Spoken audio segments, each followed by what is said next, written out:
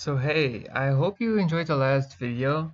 I had a bunch of stuff recorded for from yesterday about two other beats, right? Three quarters freestyle and strawberry tarts. I decided to re-record that stuff because like I recorded that yesterday, and obviously, like since that recording, I came up with new things I could potentially be saying. I kind of disagree with the way I went about it, so I wanted to make some, corrections to how I went about going over specifically three quarters freestyle. I might still use the footage from Strawberry Tarts uh, breakdown. I'll just have to take a look at it and see what's up. But I think I'm gonna re-record, or like redo three quarters freestyles breakdown and discussion about like working with second and stuff like that because I feel like I can do it more justice than what I ended up recording yesterday. So yeah, I hope you guys enjoy. Let's get into it.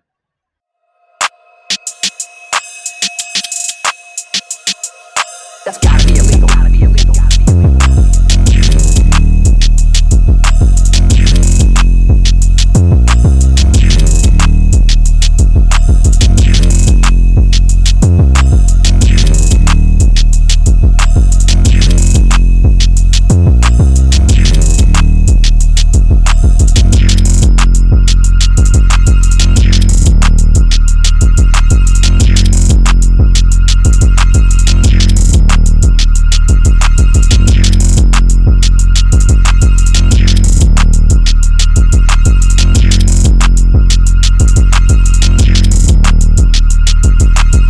There you have it, the B for three quarters freestyle.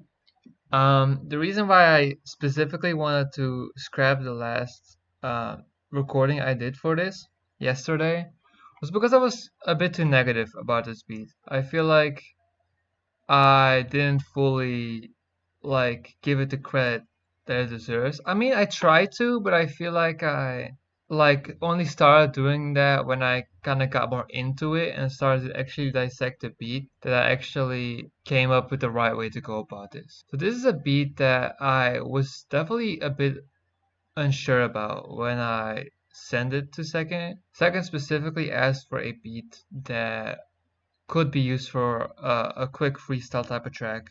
I think three quarters freestyle top like the top of this year, like January 1st or something like that. I think it's perfectly fine for the type of song that was made with it. I think the song is good. I think it's a banger, but I do think there's elements of this beat that I am kind of unsure about. And I think I have a great way kind of explaining why I feel like that is. I think honestly it's mainly this sound right here.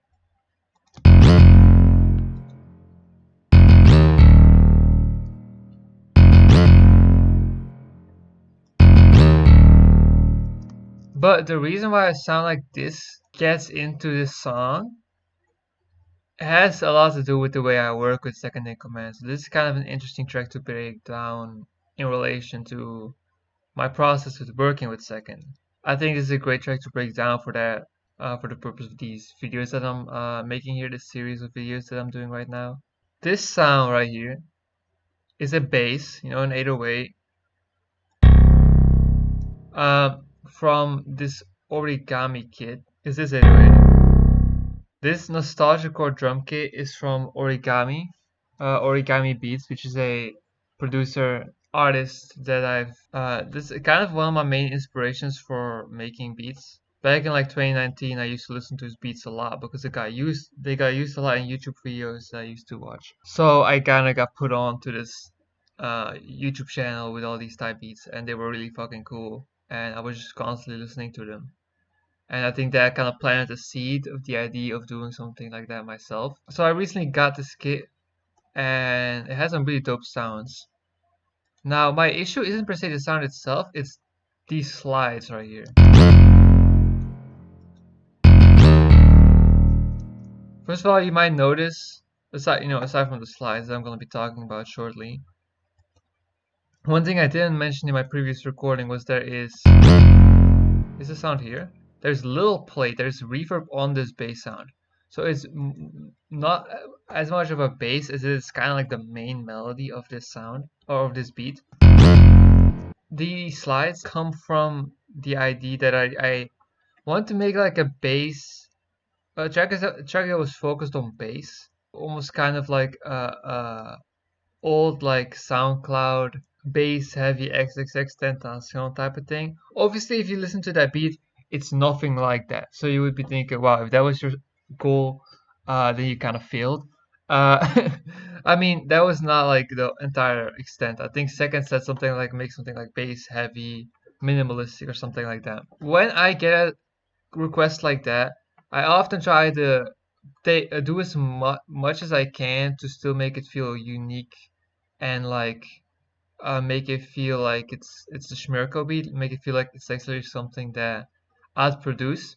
So I do silly shit like this with the slides and weird patterns. Like this is a weird pattern for the bass. Like it's just a weird pattern, right? I much prefer this part of the bass where it's just straightforward, right? It's none of the slides and stuff.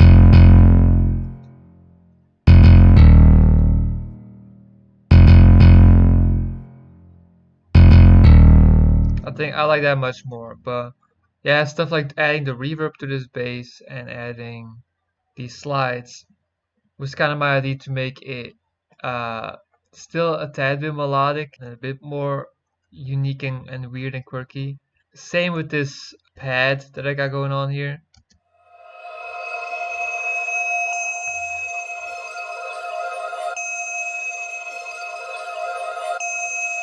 This is just hitting the same note. It's from the same kit, the same nostalgia core kit. It's really just there to add atmosphere. It's obviously not doing a lot of melodic variation. It's hitting that same note and basically just repeating. And that adds, atmosphere to the beat, but it doesn't take away from the whole idea that this beat is supposed to be very, I'd say like kind of static, kind of a lack of progression. I mean, there's progression in the bass, but I wanted to have an extra sound for atmosphere that wasn't doing anything melodically, and it was just kind of the space that the bass could exist in that would fill out the track some more. Later on, you do have this sound right here, this plug.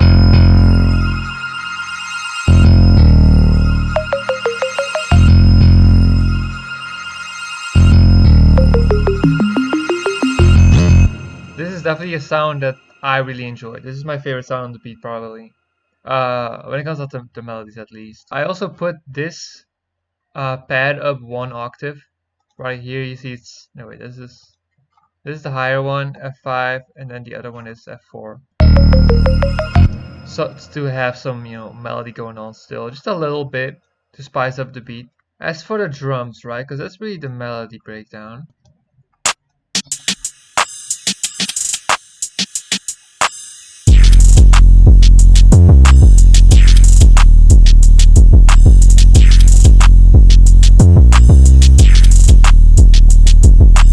The beat is pretty fast paced for what I usually do. Drums are very bouncy. My favorite sound here are these chimes.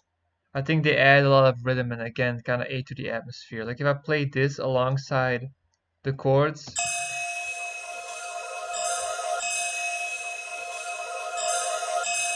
like it works together very well to create this atmosphere. Honestly, if I just made this gave this bass a different pattern, I would have enjoyed the beat much more. The bass got some cool stuff going on. This bass is hard.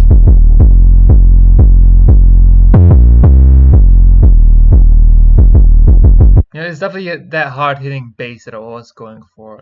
From the same kit too. The chimes are from this kit. This like weird shaker open head is from this kit. You get this punch sound. So I used a bunch of stuff from this kit. You'll see often, especially with second. I mean, this really just depends on like the mood I'm in, I guess. Like what kind of kit I'm gravitating towards and what sounds I'm in the mood for using at that moment. But often with second, I'll try to add a lot of the influence and inspiration I'm feeling at that moment into his requests. You got the clap, got the plug, snare, right?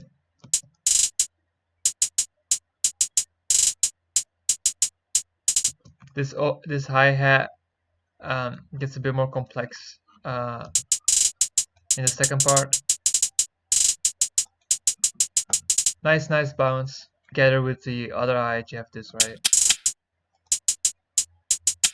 Almost like a drill type of pattern there. Drums without the bass.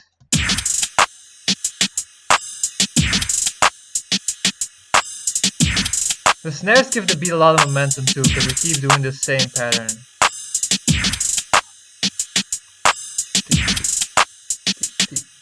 So I really like the drums. They're also very different from what I usually do.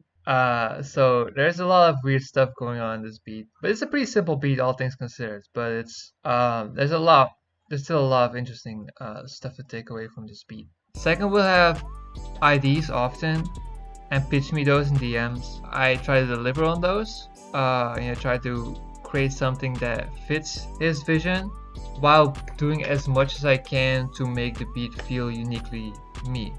I will really hammer on this. I will try to discuss him like, okay, I can try to do this, but I will do this, that, and the third. If you're okay with that, does it sound good? He's a lot more involved with when collaborating with me. He will obviously also just pick beats that I send in packs to Iridescence as a whole. Matt will take but Matt will always be first through the pack.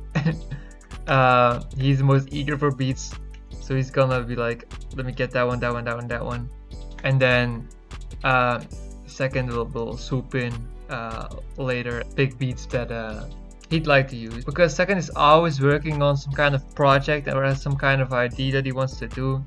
He's always gonna make sure like, okay, this beat could land on there. Constantly has ideas and he will tell you them.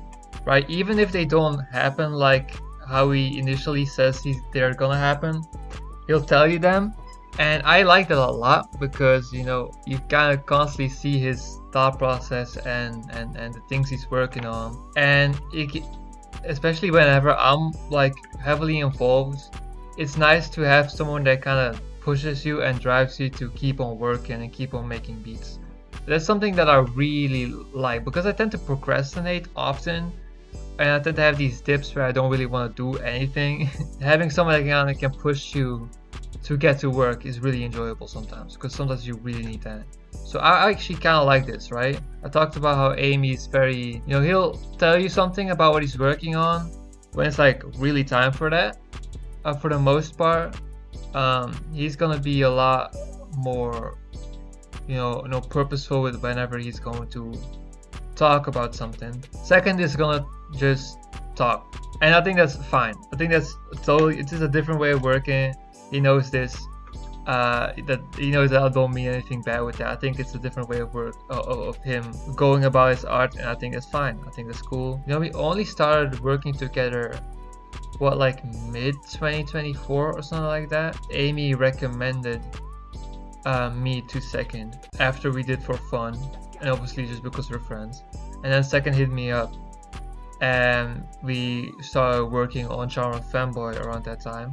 And since then I've had plenty of requests for different types of beats for second that are gonna be landing on, that ended up landing on Shiva, but also that are gonna be on future projects. Throughout that process of collaborating with second, I have grown a lot. I've made a lot of my most interesting beats. As of right now, this is the main example I can show of a track that really comes from the way second influences me and how I wanna always put my own spin on his ideas. This is a beat he actually really likes. He actually really loves this beat. I'm more on the fence on it, but I do think that it's a good beat. I don't think it's that bad. Honestly, when I'm listening to this, there's a lot of elements to like here. Like, some people might love that bit, love that sound, love those slides, and I can see that. I would do some stuff here and there a bit differently, but I still think that the song came out well. Second really kills this track. I'm happy with the stuff that me and Second are working on. A lot of that stuff, when I'm listening to it, released or not, sometimes I'm kind of blown away by how much I have improved when it comes down to making songs with artists, because I'm not doing that. I've not been doing that for so long or anything, but like your process really changes when you get to work with artists. I feel like the way you go about making beats in a way that fits an artist's vision, or that works, that still sounds good when the artist is rapping on it, you know, not doing too much, giving the artist enough space and stuff like that. Things like that you can kind of feel. I feel like I've I was always kind of decent at that. I don't think I ever overproduced too much or anything. Like I might do that on tracks that are just gonna be instrumental tracks, but I'm not doing that on songs that I want people to rap on, or beats that I want people to rap on. But it is definitely something that I got better at still. Even though I feel like I was always decent at that, I just never had the opportunity to really work with people until last year, when I really started making music a lot more serious. Not like I'm trying to make this a job, but I started to put my music out more and market it more and reach out to people more. And that's why I'm able to collaborate with really cool artists now. And we're gonna keep on linking with other people. We'll keep on working. You know, it's, trying to balance real life is kind of tough sometimes with the music stuff. But you know, I'm trying my best. You can never predict what the future holds, so we're gonna keep on pushing Pete. That's gonna be it for this video. Thank you guys for watching. Hope you enjoyed the insight that I gave you guys on working with Second. And tomorrow we're gonna be talking about Double T and his song Strawberry Tart and how I made the beat for that. Stay tuned for that, and see you guys next time.